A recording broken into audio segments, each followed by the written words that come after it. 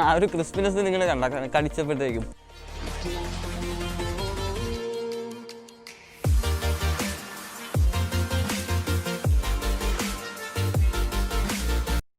എല്ലാവർക്കും നമസ്കാരം. എൻ്റെ പേര് ഹരി. ബോൺ അപ്പറ്റി എന്ന നമ്മുടെ ചാനലിലെ അടുത്ത എപ്പിസോഡിലേക്ക് എല്ലാവർക്കും സ്വാഗതം.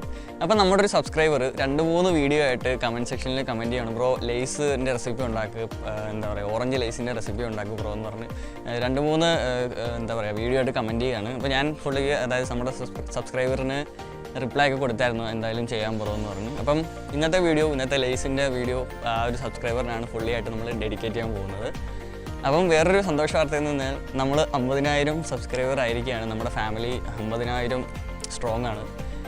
അപ്പം ഇങ്ങനെ ഒരു 50,000 സബ്സ്ക്രൈബർ ആകാൻ സഹായിച്ച എല്ലാവർക്കും ഒരുപാട് നന്ദി. അപ്പോൾ ഇന്നത്തെ റെസിപ്പി എന്ന് പറയുന്നത് ഒരു ലേസിൻ്റെ റെസിപ്പി, അതായത് നമ്മൾ കടയിൽ പോയി ലേസ് മേടിക്കുമ്പോൾ അതേ ഒരു ടേസ്റ്റിൽ തന്നെ നമുക്ക് എങ്ങനെ വീട്ടിലുണ്ടാക്കാം എന്നുള്ളൊരു ഒരു സിമ്പിൾ റെസിപ്പിയാണ് നമ്മുടെ ഇന്നത്തെ വീഡിയോ. അപ്പോൾ വീഡിയോ നിങ്ങൾ എന്തായാലും സ്കിപ്പ് ചെയ്യാതെ കാണുക.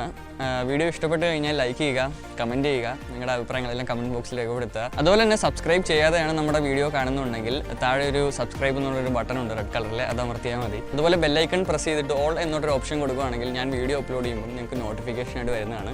അപ്പോൾ നമുക്കിനി സമയം കളയണ്ട, ഡയറക്റ്റ് വീഡിയോയിലേക്ക് പോവാം. അപ്പം ഞാൻ ഇവിടെ ആദ്യമായിട്ട് എടുത്തിരിക്കുന്നത് 3 ഉരുളക്കിഴങ്ങാണ്. അതായത് ഒരു വലിയ ഉരുളക്കിഴങ്ങ് നോക്കിയെടുക്കുക. അതിനുശേഷം ഒരു നൈഫോ ഒരു പിച്ചാത്തി ഇതുപോലത്തെ ഒരു പീലറോ യൂസ് ചെയ്തിട്ട് അതിൻ്റെ തൊലിയൊക്കെ നമുക്കൊന്ന് പൊളിച്ച് കളയാം. അപ്പോൾ തൊലി പൊളിക്കുമ്പോൾ കൈ മുറിയാതിരിക്കാൻ എല്ലാവരും ഒന്ന് ശ്രദ്ധിക്കുക. ഒരു തുള്ളി പോലും തൊലി മിച്ചം വെക്കാതെ നമുക്ക് ഇങ്ങനെ ഒരു പരുവത്തിൽ വേണം നമുക്ക് കിട്ടാൻ. അപ്പം ഞാൻ 3 ഉരുളക്കിഴങ്ങും ഇതുപോലെ തൊലി കളഞ്ഞെടുത്തിട്ടുണ്ട്. അതിനുശേഷം നമുക്കൊരു ബൗളിലേക്ക് വെള്ളം ഒഴിക്കാം. അപ്പോൾ അതിലേക്ക് ഞാൻ നമ്മൾ തൊലി കളഞ്ഞു വെച്ചിരിക്കുന്ന ആ ഒരു ഉരുളക്കിഴങ്ങ് 3 എണ്ണവും അതിനകത്തോട്ട് ഇട്ട് കൊടുക്കാം. ഇനി നമുക്ക് അരിയാനായിട്ട് ഞാനിവിടെ ഒരു വെജിറ്റബിൾ പീലറാണ് യൂസ് ചെയ്യുന്നത്. അതായത് ഈ വെജിറ്റബിൾ പീലറിൻ്റെ ഈ ഒരു ഭാഗം കണ്ടോ, ആ ഒരു ഭാഗത്താണ് വെച്ചിട്ടാണ് നമ്മൾ അരിയാൻ പോകുന്നത്. എന്നാലേ നമുക്ക് ആ ഒരു ലേസിൻ്റെ ഒക്കെ ഒരു ഷേപ്പ് കിട്ടത്തുള്ളൂ. അപ്പം പതുക്കെ അരിയാതെ സ്പീഡി ഇങ്ങനെ അരിയണം. അപ്പോൾ അരിഞ്ഞു കഴിയുമ്പം ഒരു ഷേപ്പ് ഞാൻ കാണിച്ചു തരാം. ഈ ഒരു കറക്റ്റ് കണ്ട നൈസായിട്ട് തിന്നായിട്ടുള്ളൊരു ഷേപ്പിൽ നമുക്ക് കിട്ടും. ഇതാണ് നമുക്ക് കറക്റ്റായിട്ട് വേണ്ടത്.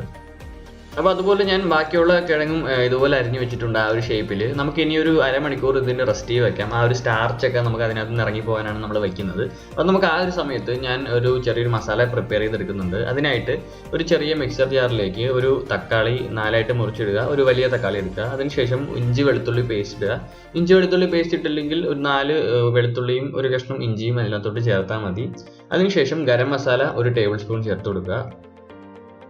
പിന്നെ ഞാനിവിടെ എടുത്തിരിക്കുന്നത് പഞ്ചസാരയാണ്. പഞ്ചസാര ഒരു ടേബിൾ സ്പൂൺ ഇതിലോട്ട് ചേർത്ത് കൊടുക്കുക.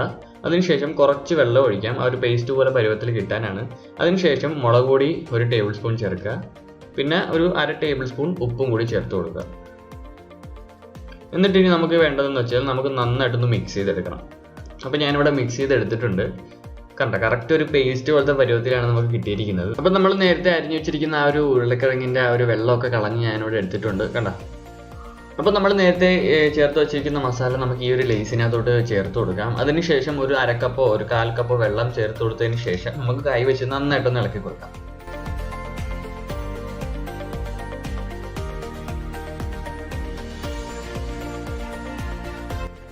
അപ്പോൾ ഈ ഒരു മിക്സർ ശരിക്കും ഒരു 3 മണിക്കൂർ മിനിമം ഫ്രിഡ്ജിൽ വെക്കണം. ഫ്രീസറിൽ വെക്കണമെന്നില്ല, താഴെ വെച്ചാൽ മതി. 3 മണിക്കൂർ നമ്മൾക്ക് എടുത്ത് വയ്ക്കാം. അപ്പോൾ നമ്മൾ 3 മണിക്കൂർ ഫ്രിഡ്ജിൽ വെച്ചതിന് ശേഷം എടുത്തിട്ടുണ്ട്. അത്യാവശ്യം നന്നായിട്ട് ആ ഒരു ലേസിൻ്റെ കിഴങ്ങിൽ മസാലയൊക്കെ പിടിച്ചു വന്നെന്ന് വിശ്വസിക്കുന്നു. അതിനുശേഷം നമുക്കൊരു ചെറിയൊരു വെള്ള തുണി എടുക്കണം കേട്ടോ. ഒരു ബോർഡിനകത്തോട്ട് ഒരു വെള്ള തുണി വയ്ക്കുക. അതിനുശേഷം ഓരോ ലേസായിട്ട് ഇങ്ങനെ പെറുക്കി അതിനകത്തോട്ട് വയ്ക്കുക. ഇത് എന്താ ചെയ്യുന്നതെന്ന് വെച്ച് കഴിഞ്ഞാൽ നമ്മൾ ആ ഒരു വെള്ളം അവോയ്ഡ് ചെയ്യാൻ വേണ്ടിയാണ്. ആ ഒരു നനവ് അവോയ്ഡ് ചെയ്ത് കഴിഞ്ഞാൽ നമുക്ക് കറക്റ്റായിട്ട് കിട്ടത്തുള്ളൂ. അല്ലെങ്കിൽ എണ്ണയിലിടുമ്പം പൊട്ടിത്തെറിക്കും. അപ്പം നമ്മുടെ ആ ഒരു ഉരുളക്കിഴങ്ങൊക്കെ നന്നായിട്ട് വെയിലത്ത് ഉണങ്ങിയതിന് ശേഷം നമുക്കൊരു തവ എടുക്കാം. അതിനുശേഷം അതിലേക്ക് കുറച്ച് കോക്കനട്ട് ഓയിൽ ഒഴിച്ചു കൊടുക്കാം. നന്നായിട്ട് ഹീറ്റ് ആയതിനു ശേഷം മാത്രം നമുക്ക് ആ ഒരു ഓരോ ഉരുളക്കിഴങ്ങായിട്ട് വെച്ച് കൊടുക്കാം. അപ്പോൾ ഈ ഒരു വെള്ള കളറൊക്കെ വരുന്നതുകൊണ്ട്, വെള്ള കളറ് പതയൊക്കെ വരുന്നതുകൊണ്ട് നിങ്ങൾ മേടിക്കണം. അതെനിക്ക് തോന്നുന്നു സ്റ്റാർച്ചിൻ്റെ ആയിരിക്കും തോന്നുന്നു. അപ്പോൾ അത്യാവശ്യം എന്താ പറയുക ഈ ഒരു ഗോൾഡൻ ബ്രൗൺ കളർ ആകുമ്പോഴത്തേക്കും നിങ്ങൾ അതിനകത്തുനിന്ന് എടുക്കുക. കണ്ടോ, ഈ ഒരു പരുവത്തിൽ നമുക്ക് കിട്ടണം. കണ്ടോ, അപ്പോൾ അത്രേ ഉള്ളൂ. ഇനി നമുക്ക് രണ്ടാമത്തെ ട്രിപ്പും കൂടെ എണ്ണയിലോട്ട് വെച്ച് കൊടുക്കാം.